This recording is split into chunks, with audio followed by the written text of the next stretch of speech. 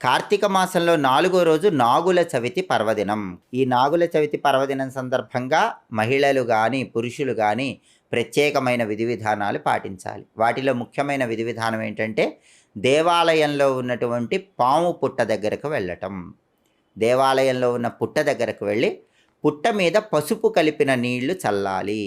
ఆ తర్వాత పుట్ట దగ్గర కొద్దిగా బియ్యపిండి, కొంచెం పసుపు, కొంచెం కుంకుమ కూడా చల్లాలి. ఆ తర్వాత బియ్యపిండి, బెల్లం తురుము, ఆవు పాలు కలిపి ఒక సర్పం ఆకారంలో చిన్న బొమ్మ తయారు చేసుకొని తమలపాకు మీద ఆ బియ్యపిండి సర్పం రూపు నుంచి దాన్ని పిట్ట మీద ఉంచాలి.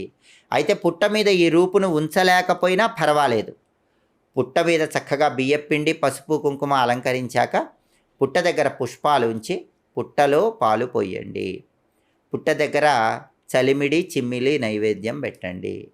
పుట్ట దగ్గర వీలైతే ప్రమిదలో నూనె